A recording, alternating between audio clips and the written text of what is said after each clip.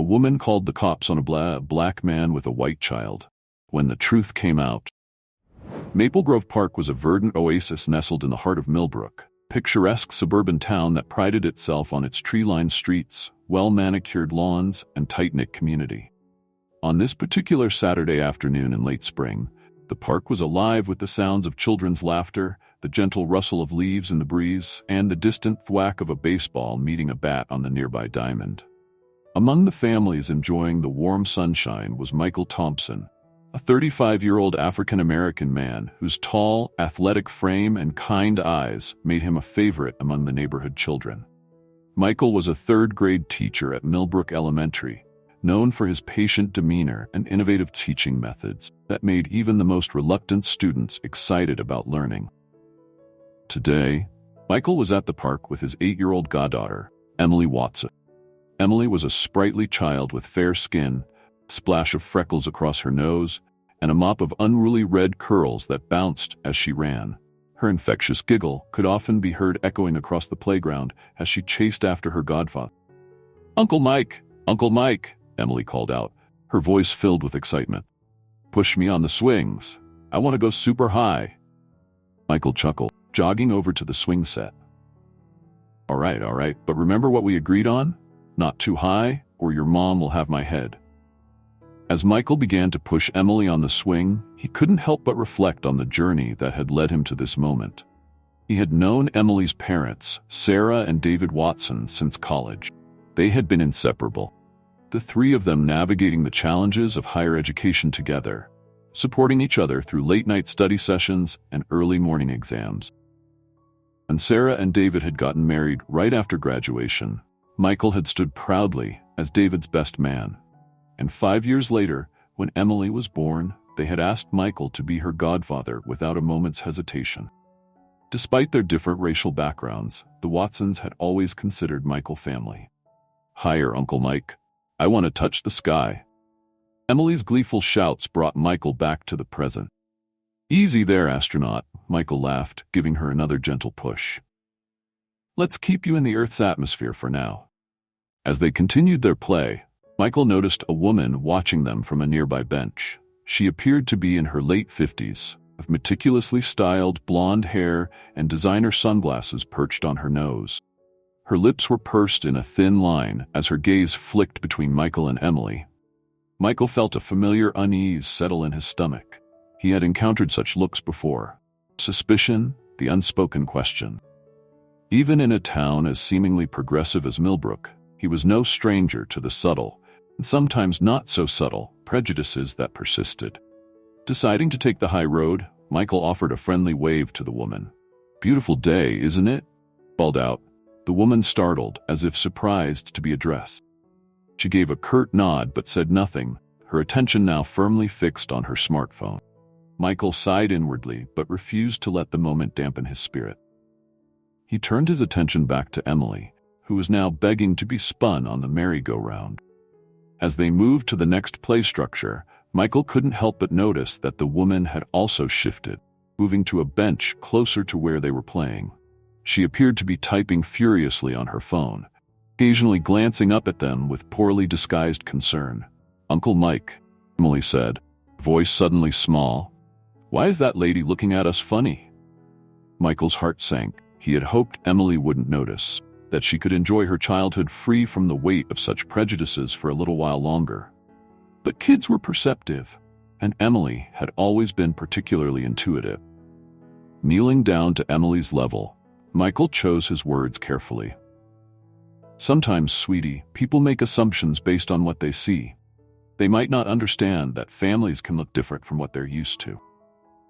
Emily's brow furrowed in confusion. "But you're my family, Uncle Mike. You're my godfather. Doesn't she know that?" "She doesn't know us, Emily," Michael explained gently. "And sometimes when people don't understand something, they can act in ways that aren't very nice. But that's not our problem, okay? We know who we are and how much we care about each other. That's what's important." Emily nodded, seeming to mull over his words. Then, with the resilience of youth, she brightened. "Can we get ice cream? Please, please, please?" Michael couldn't help but smile at her rapid change of focus. "Sure thing, kiddo. I think we passed an ice cream cart near the entrance of the park. Race you there? As they began to make their way towards the park entrance, Michael noticed the woman stand up abruptly from her bench. She seemed to be speaking urgently into her phone now, her free hand gesticulating wildly as she cast furtive glances in their direction. A sense of foreboding washed over Michael. He had a sinking feeling that their afternoon was about to take an unpleasant turn. But he pushed the thought aside, determined to focus on Emily's happiness and the simple joy of a sunny day in the park. Little did Michael know that the woman's phone call was about to set in motion a chain of events that would not only disrupt their peaceful afternoon, but would also spark a controversy that would shake the foundations of Millbrook's community and force its residents to confront uncomfortable truths about prejudice, assumptions, and the true meaning, Emily. As they approached the ice cream cart, the cheerful jingle of its bell, a stark contrast to the tension Michael felt building inside him. He steeled himself for whatever might come next. He had faced prejudice before, had weathered storms of misunderstanding and ignorance. But this time was different. This time, it wasn't just about him. It was about Emily, about protecting her innocence and her right to enjoy a simple day out with her godfather. The challenges that lay ahead would test Michael's patience, his resolve, and his faith in his community. But as he looked down at Emily's beaming face, her eyes wide with excitement at the prospect of ice cream, he knew that he would face whatever came their way with the same love and determination that had defined their relationship from the day she was born. Little did either of them know that the events about to unfold would not only change their lives, but would also become a catalyst for change in Millbrook and beyond, forcing people to confront their biases and re-examine their assumptions about what makes a family, what defines community, and what it truly means to protect and serve. As the sun continued to shine brightly overhead, casting long shadows across the park, Michael and Emily stood at the precipice of a moment that would test the very fabric of their town's social structure. The simple act of a godfather taking his goddaughter to the park was about to become the spark that would ignite a firestorm of controversy, revelation, and, ultimately, transformation. The cheerful jingle of the ice cream cart seemed to fade into the background as Michael became increasingly aware of the tension building around them. He tried to focus on Emily's excitement as she debated between chocolate and strawberry, but he couldn't shake the feeling that something was about to go terribly wrong. "I think I'll have strawberry," Emily finally decided, bouncing on her toes with anticipation. "What about you, Uncle Mike?" Michael managed to smile. "I'll stick with vanilla, kiddo. Can't go wrong with a classic." As the vendor handed them their ice cream cones, Michael noticed a police cruiser pulling up to the curb near the park entrance. His heart sank. He had hoped his suspicions about the woman's phone call were unfounded, but the arrival of the police confirmed his worst fears. Two officers stepped out of the car, their eyes scanning the park before settling on Michael and Emily. The woman who had been watching them earlier was now approaching the officers, pointing in their direction and speaking animatedly. "Emily," Michael said, trying to keep his voice calm, "I need you to listen to me very carefully. Some police officers are going to come talk to us. I need you to stay calm and tell them the truth about who I am, okay?" Emily's eyes widened, a drop of melting ice cream running unnoticed down her cone. "But why, Uncle Mike? We didn't do anything wrong." "I know, sweetheart. Sometimes grown-ups make mistakes, but it'll be okay if we just stay calm and tell the truth." The officers approached, their faces a mask of professional neutrality. The woman trailed behind them, her expression a mix of righteous indignation and poorly concealed triumph. "Sir," the older of the two officers addressed Michael, "we've received a report of a suspicious individual with a child. Can you please explain your relationship to this girl?" Michael took a deep breath, acutely aware of the eyes of nearby parkgoers now trained on them. "Of course, officer. My name is Michael Thompson. I'm Emily's godfather. We're here enjoying the park and having some ice cream." The younger officer turned to Emily. "Is that true, sweetheart? Do you know this man?" Emily, her lower lip trembling slightly, nodded vigorously. "This is my Uncle Mike. He's not really my uncle, but he's my godfather, which Mommy says is just as important." We were playing on the swings, and now we're having ice cream." The woman who had called the police stepped forward, her voice shrill. "That doesn't prove anything. He could have coached her to say that. I saw them together, and it just didn't look right. A man like him with a little girl like her? Something's not right here." Michael felt a surge of anger at the woman's words, at the implication behind them, but he forced himself to remain calm, knowing that losing his temper would only make the situation worse.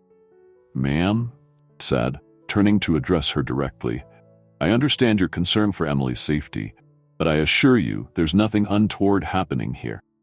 I've known Emily since the day she was born. I'm a teacher at Millbrook Elementary. You can call Emily's parents to verify everything I'm saying." The older officer nodded, pulling out his notepad. "We'll need to do that, sir. Can you provide us with the contact information for the child's parents?" As Michael recited Sarah and David's phone numbers, he noticed a small crowd gathering at the edges of their little drama. Some people were watching with open curiosity, while others seemed uncomfortable, averting their eyes or hurrying past. Emily, who had been quiet during this exchange, suddenly spoke up. "Why are you being mean to Uncle Mike?" he asked, her voice quavering but determined. "He didn't do anything wrong. He's my godfather, and I love him." The woman who had called the police scoffed. "Honey, you're too young to understand. I'm just trying to keep you safe." Emily's face scrunched up in confusion and growing anger. "Safe from what? From having ice cream with my Uncle Mike? You're being silly and mean." Michael placed a gentle hand on Emily's shoulder. "It's okay, Emily. The officers are just doing their job. They need to make sure everything is all right." The younger officer, who had been quietly observing the interaction, stepped forward. "Sir, I apologize, but we're going to need you to come down to the station with us while we sort this out. It's just procedure in cases like this." Michael's heart sank. He had hoped it wouldn't come to this, that a simple explanation would be enough. But he knew arguing would only make things worse. "I understand, officer, but what about Emily? I can't leave her here alone." "I'll stay with her until her parents arrive," the older officer said. "We've already dispatched another unit to pick them up and bring them to the station." Michael knelt down to Emily's level, his heart breaking at the tears welling up in her eyes. "Emily, sweetheart, I need to go with the officers for a little while, but I promise you, everything will be okay.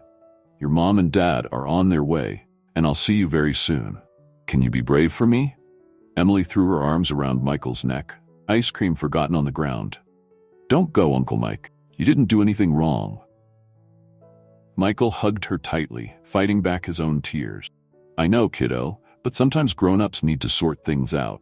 Remember what we talked about how some people don't understand that families can look different?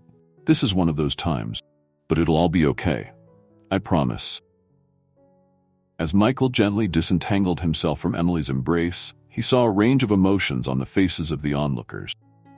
Some looked sympathetic, others uncertain, and a few wore expressions of barely disguised hostility. The woman who had made the call stood off to the side, her earlier triumph now tinged with a hint of doubt as she watched Emily's distress.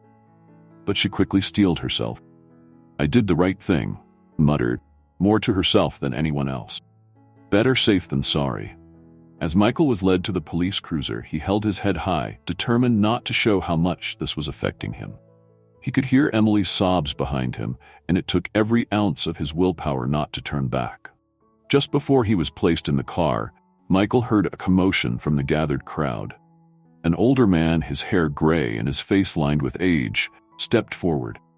"This isn't right," the man called out, his voice wavering but clear. "I've seen this man and the little girl in the park before.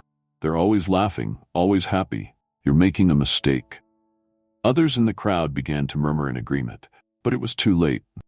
Our door closed, and Michael found himself being driven away from the park, away from Emily, and into an uncertain future. As the police cruiser pulled away, leaving behind a distraught Emily and a divided crowd, the peaceful Saturday afternoon at Maple Grove Park had been irrevocably shattered. The ripple effects of this incident would soon spread throughout Millbrook, forcing its residents to confront uncomfortable truths about prejudice, assumptions, and the true meaning of community. Little did anyone know that this was just the beginning. The events set in motion by one woman's misguided call were about to unveil secrets, challenge relationships, and test the very fabric of Millbrook's social structure.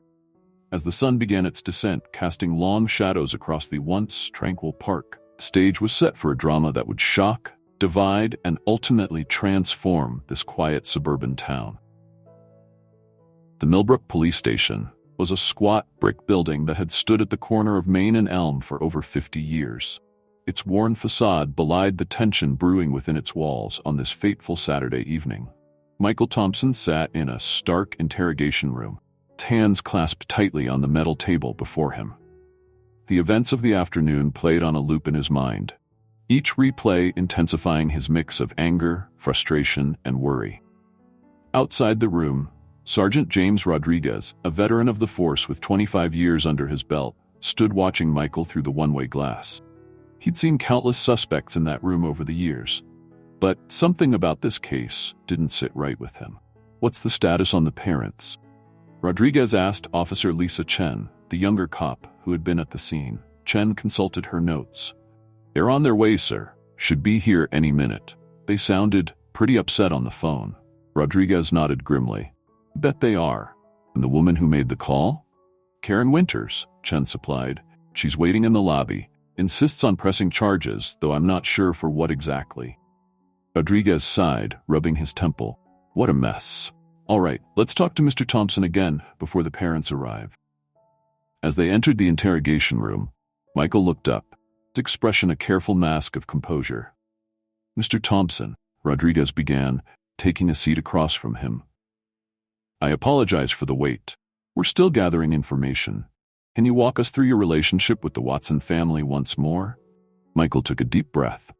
"As I've said, I've known Sarah and David Watson since college. We were best friends. I was the best man at their wedding. When Emily was born, they asked me to be her godfather. I'm a part of their family." Chen, who had been taking notes, looked up. "And you're a teacher at Millbrook Elementary, correct? Have you ever had any complaints or issues at work?" Michael's jaw tightened. "No, never. I've been teaching there for 10 years. I have an exemplary record." The conversation was interrupted by a commotion outside. Raised voices could be heard, growing louder by the second. Suddenly, the door burst open, and Sarah Watson rushed in, her husband David close behind. Sarah's eyes were red-rimmed, her hair disheveled.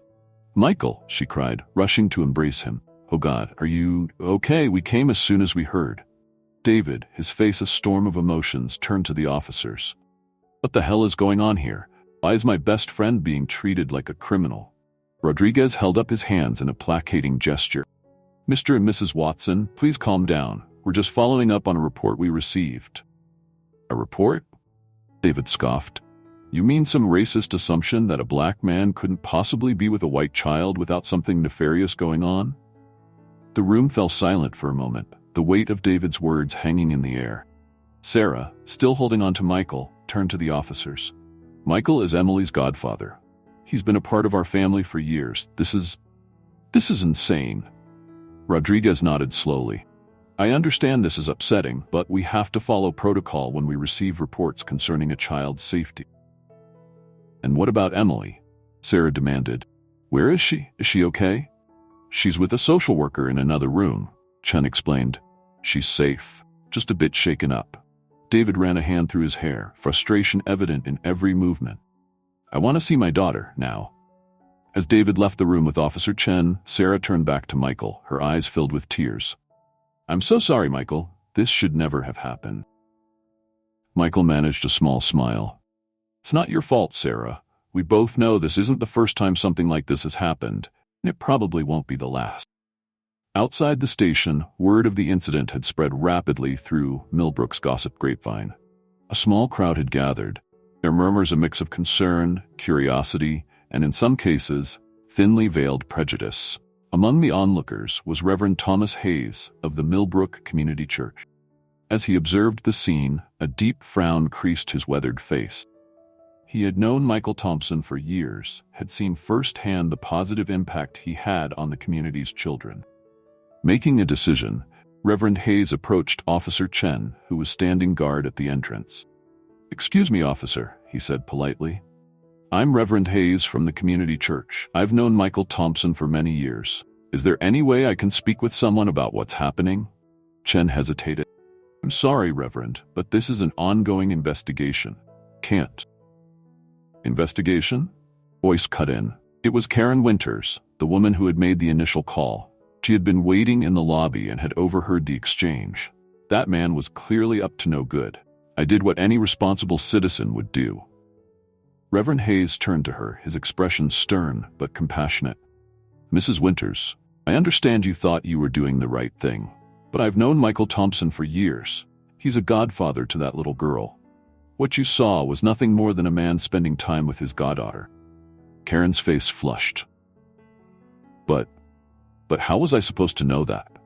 They don't look like they're related.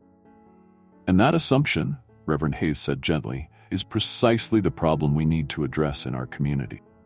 As the Reverend spoke, more people from the community began to arrive.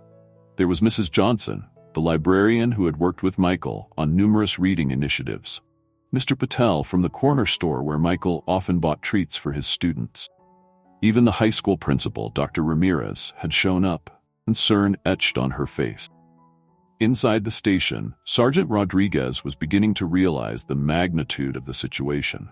This wasn't just a simple misunderstanding. It was a moment that was rapidly dividing the community, forcing people to confront their biases and assumptions. As he watched the Watsons reunite with Emily, the little girl's tear-stained face lighting up at the sight of her parents and godfather together, Rodriguez made a decision. He turned to Officer Chen. "Get Mrs. Winters in here," he said firmly. "I think it's time we had a conversation about the consequences of making false reports." Outside, the crowd continued to grow. News vans from local stations began to arrive, sensing a story that would captivate viewers. Social media was already buzzing with conflicting accounts of what had happened, hashtags like Justice for Michael and Millbrook Divided trending rapidly. As the sun set on Millbrook, casting long shadows across the police station and the gathered crowd, it was clear that this quiet suburban town was at a crossroads. The events of this day would force its residents to examine their beliefs, confront uncomfortable truths, and ultimately decide what kind of community they wanted to be. Little did they know that the most shocking revelations were yet to come. As night fell and tensions continued to rise, secrets long buried were about to surface. Alliances would be tested, and the true character of Millbrook and its residents would be revealed in ways no one could have anticipated. The stage was set for a reckoning that would change Millbrook forever, and at the center of it all was a simple afternoon in the park that had spiraled into a controversy that would echo far beyond the town's borders. As the clock in the Millbrook police station ticked past midnight, the tension in the air was palpable. The events of the day had set off a chain reaction that was about to expose long-buried secrets and challenge the very foundations of the community. In a small conference room, Sergeant Rodriguez sat across from Karen Winters, the woman whose call had ignited this firestorm. Karen's earlier bravado had faded, replaced by a nervous energy as she fidgeted with the strap of her designer handbag.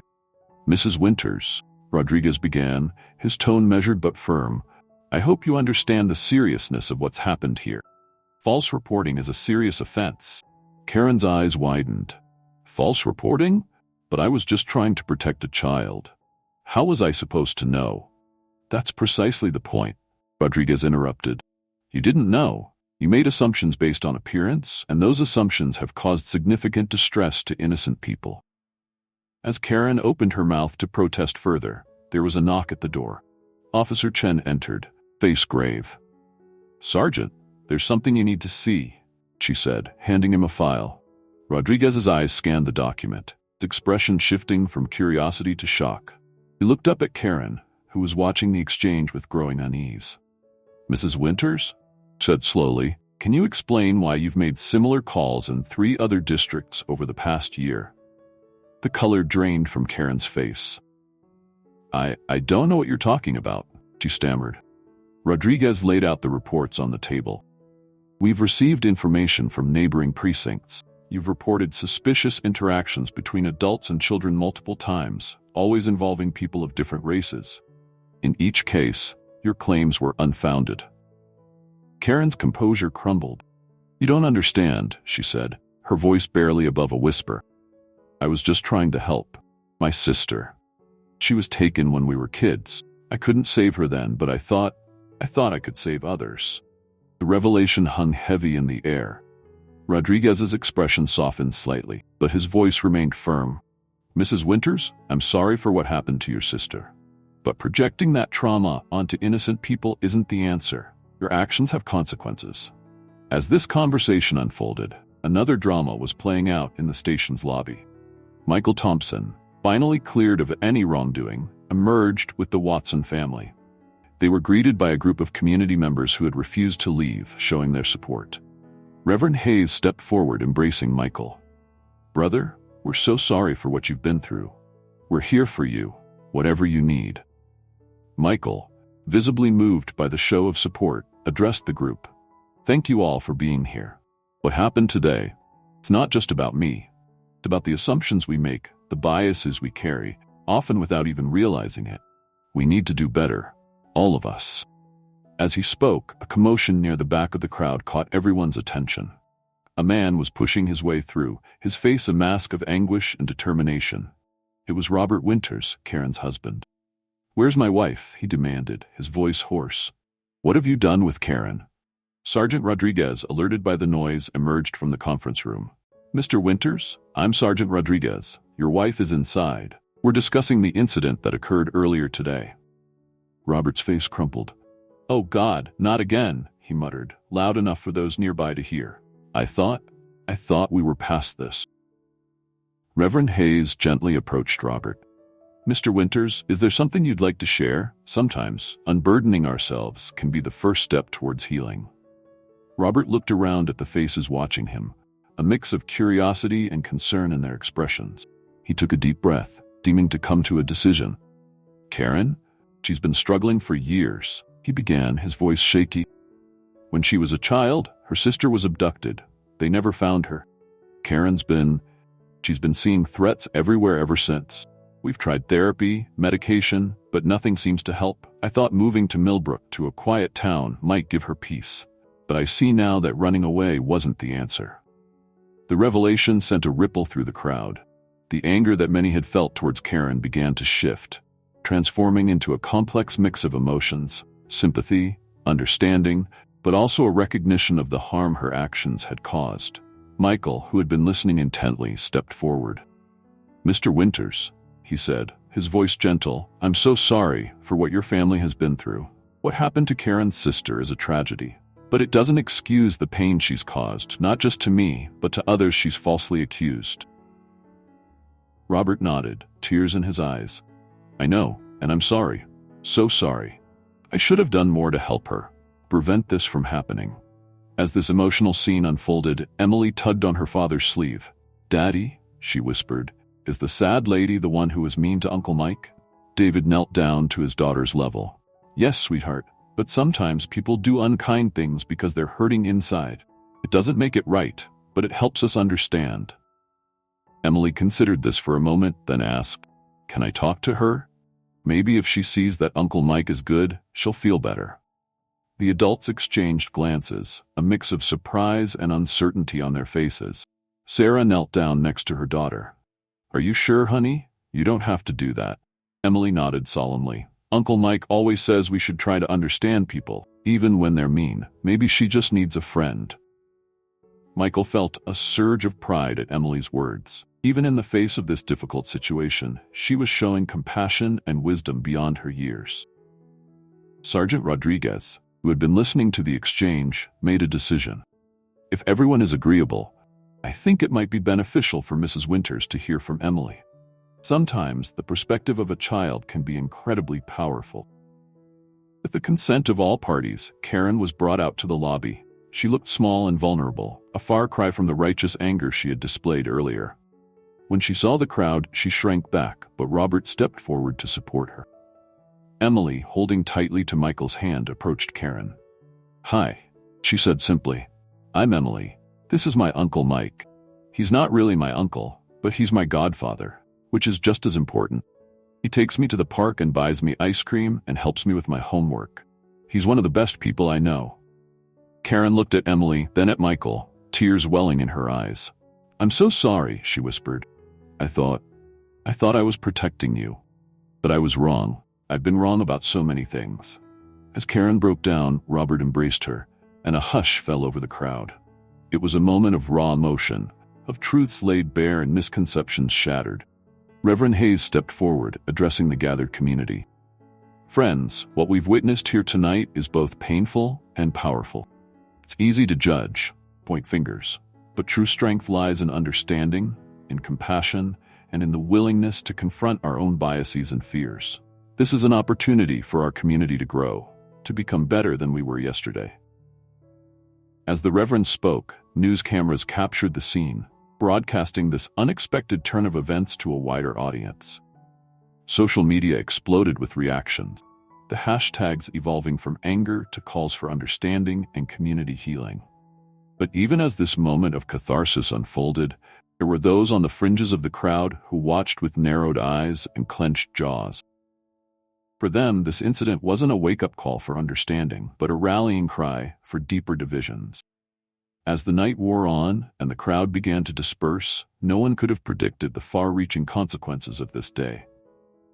The story of Michael Thompson, Emily Watson, and Karen Winters would soon spread far beyond the borders of Millbrook, igniting debates and soul-searching in communities across the nation. Little did they know that this was just the beginning. The events set in motion by one misguided call were about to catalyze changes that would reshape Millbrook and challenge deeply ingrained societal norms.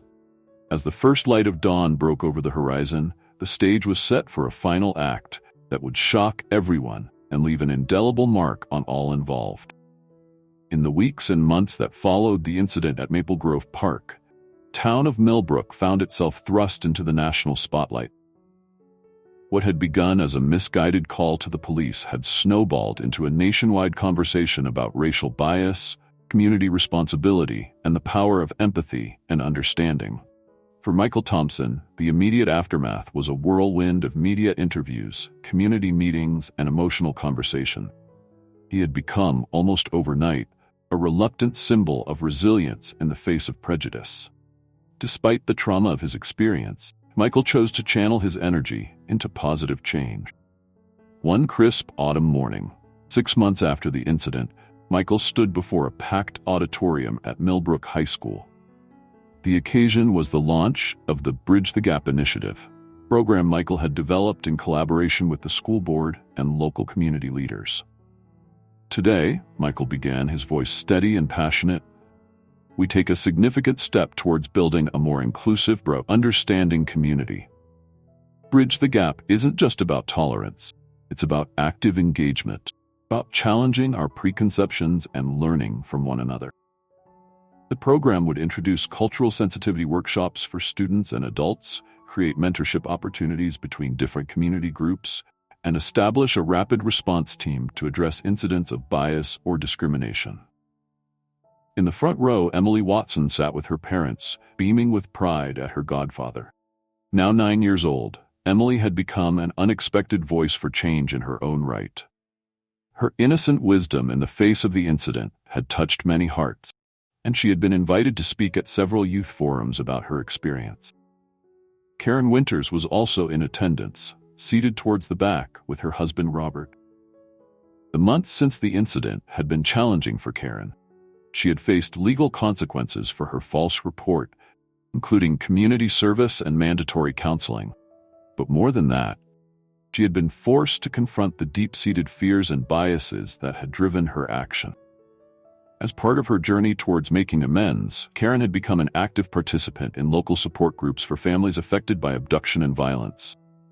She was learning to channel her pain and fear into constructive action rather than misguided suspicion. When Michael finished his speech, the applause was thunderous. As people began to file out of the auditorium, Karen approached Michael hesitantly. "Mr. Thompson," she said, her voice quavering slightly, "I just wanted to thank you. Your forgiveness, your willingness to turn what I did into something positive. It's inspired me to face my own demons. I know I can never fully make up for what I did, but I want you to know I'm trying to be better." Michael regarded her for a moment, then extended his hand. Thank you, Mrs. Winters. Your journey isn't an easy one, but it's important. We all have work to do, and your willingness to confront your biases head-on is a crucial part of that. As they shook hands, a photographer from the local newspaper captured the moment. The image of Michael and Karen, bridging the gap that had once seemed insurmountable, would become a powerful symbol of Millbrook's transformation. But not everyone in Millbrook was supportive of these changes. A vocal minority, led by local business owner Frank Delgado, felt that the incident had been blown out of proportion and that the new initiatives were unnecessary. This is political correctness gone mad. Delgado often complained to anyone who would listen. We never had these problems before all this fuss. His sentiments were echoed by a small but persistent group of residents who resisted the changes, clinging to the comfort of old prejudices, familiar division. Despite this resistance, the majority of Millbrook's residents embraced the opportunity for growth and reflection. The Bridge the Gap initiative began to show real results. Incidents of reported bias decreased, while community engagement in cultural events and volunteer activities soared. The Millbrook Police Department, under the leadership of Sergeant Rodriguez, underwent a comprehensive review of its practices. New training programs were implemented, focusing on de-escalation techniques and cultural sensitivity. The department also established a community oversight board to ensure accountability and build trust with residents. Reverend Hayes, true to his word on the night of the incident, had made racial reconciliation a cornerstone of his ministry. His sermons often touched on themes of unity, understanding, and the dangers of unchecked bias. The Millbrook Community Church became a hub for interfaith and intercultural dialogue, hosting regular events that brought together diverse groups from across the town and beyond. A year after the incident, Millbrook hosted its first Unity Festival, a celebration of the town's growing diversity and commitment to inclusion. The festival, held in Maple Grove Park, the very site where the incident had occurred, featured food, music, and art from various cultures represented in the community. As Michael walked through the festival with Emily and the Watsons, he marveled at the transformation. Children of all races played together on the same playground where he had once been handcuffed. The ice cream vendor who had witnessed his humiliation now served up scoops with a smile to a diverse crowd of customers. "Uncle Mike," Emily said, tugging on his hand, "do you think this would have happened if that lady hadn't called the police on you?" Michael knelt down to Emily's level, considering her question carefully. "You know, Emily, sometimes good things can come from bad situations. What happened that day was wrong and hurtful. But look around us now. Our community has grown stronger because we chose to learn from it rather than let it divide us." Emily nodded solemnly, then broke into a grin. "Can we get ice cream?" Laughing, Michael stood up. "Of course we can, kiddo. Race you to the stand." As they ran off together, laughing and dodging through the crowd, Sarah turned to her husband with tears in her eyes. "Look at them, David. This is the world we wanted for our daughter. A world where she can see beyond color, where she understands the value of every person." David nodded, squeezing his wife's hand, "And it's a world she's helping to create, just by being herself." The story of Millbrook's transformation didn't end with the Unity Festival, of course. The work of building a truly inclusive community is never finished. There would be more challenges to face, more biases to overcome, but the foundations had been laid for a more understanding, empathetic society. The incident that had begun with a misguided phone call had become a catalyst for change, not just in Millbrook, but in communities across the country. News of Millbrook's initiatives spread, inspiring other towns to launch their own programs to address racial bias and promote understanding. Michael Thompson, the man who had once been handcuffed in front of his goddaughter for the crime of being black in the company of a white child, had become a respected speaker on racial reconciliation and community building. He traveled to other cities, sharing Millbrook's story and helping other communities navigate their own journeys towards inclusivity. Emily Watson, now entering her teens, had developed a passion for social justice, inspired by her godfather's experience. She started a youth group at her school, dedicated to promoting understanding between different cultures and backgrounds. And Karen Winters? She had found a new purpose in life, working with a national organization to educate people about the dangers of unchecked bias and the importance of community connection. Her story of transformation from fearful accuser to advocate for change had become a powerful testament to the possibility of personal growth and redemption. As the sun set on another day in Millbrook, casting a warm glow over the town's tree-lined streets, Michael stood on his porch, reflecting on the journey of the past year.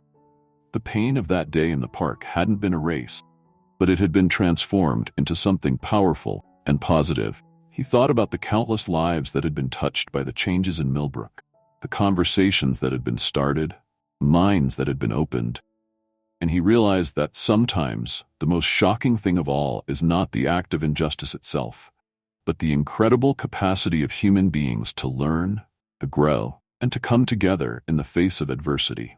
As he turned to go inside, Michael's phone buzzed with a text from Emily. "Don't forget, ice cream date tomorrow after school. Love you, Uncle Mike." Michael smiled, his heart full. This was the real victory. Not just policy changes or community initiatives, but the simple, beautiful reality of a godfather and his goddaughter, able to enjoy an afternoon in the park without fear or suspicion. And in that moment, Michael knew that while the work was far from over, Millbrook, and perhaps the world, was moving in the right direction, one small step at a time.